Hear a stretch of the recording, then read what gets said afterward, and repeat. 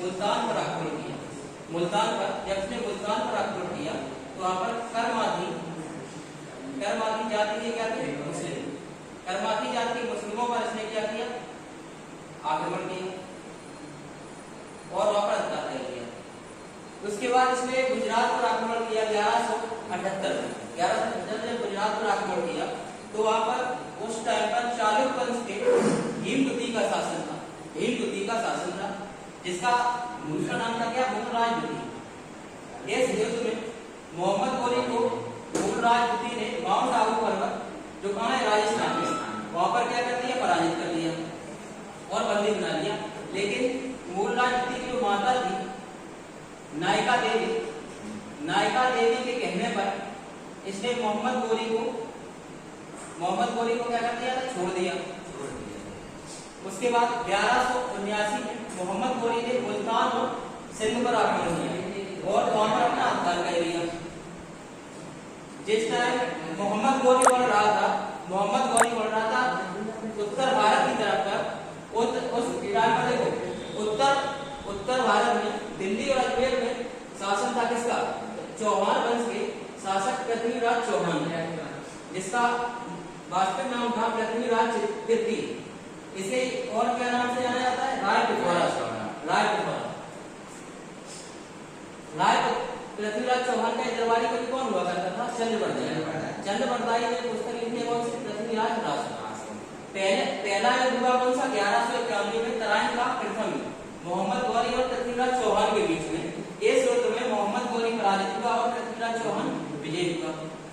लेकिन इस टाइम पर पहले युद्ध के बाद में जिस टाइम पर पृथ्वीराज चौहान शासन कर रहा था दिल्ली में, उसी के समकालीन कन्नौज में शासन था किसका? गढ़वाल वंश के राजा जयचंद का। राजा जयचंद की पुत्री कौन थी?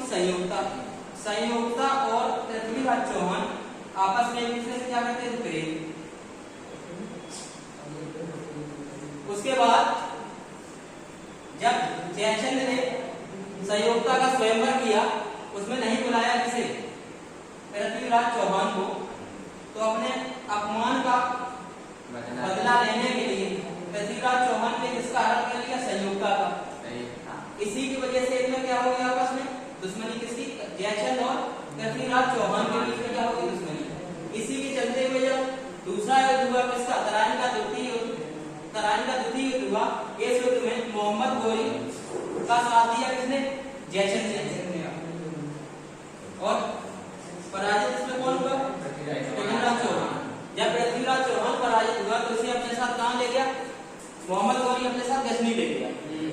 तो चंद्र बरदाई अपनी पुस्तक पृथ्वीराज रासों में कहता है कि जब पृथ्वीराज चौहान को मोहम्मद गौरी अपने साथ ले गया था तो उस टाइम पर मैंने खुद मोहम्मद गौरी से ये कहा कि पृथ्वीराज चौहान एक ऐसी कला जानता है जिसे वो अपनी बिना आंखों से, उसकी आंखें फड़वा दी थी मोहम्मद गौरी ने, बिना आंखों के शब्द वेदी बात चलाना जानता है। इसी कला का प्रदर्शन के लिए जब उसने अपने दरबार में बुलाया किसे? पृथ्वीराज चौहान को, तो चंद्र बरदाई ने कविता कही है कौन सी?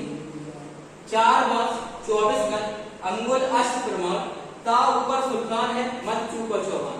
उसके बाद जैसे ही पृथ्वीराज चौहान ने मोहम्मद गौरी पर बाण चलाया और मृत्यु किसकी हो गई? मोहम्मद गौरी की। इस चीज का साक्ष्य में केवल कहां से मिलता है? पृथ्वीराज रासों से। लेकिन मोहम्मद गौरी की मृत्यु कब हुई है? 1206 में दमेर नामक स्थान पर। उसके बाद 1194 में 1192 तराइन के द्वितीय युद्ध के बाद में 1194 में चंदावरता हुआ युद्ध। इसमें मोहम्मद गौरी ने जयचंद को पराजित कर दिया। उसके बाद 1192 में ही ख्वाजा मोइनुद्दीन चिश्ती भारत आई और उन्होंने अपनी जो कुटिया बनाई थी वो अजमेर में बनाई थी। यहाँ पर अभी आज प्रेजेंट टाइम क्या है? दरगाह अजमेर शरीफ।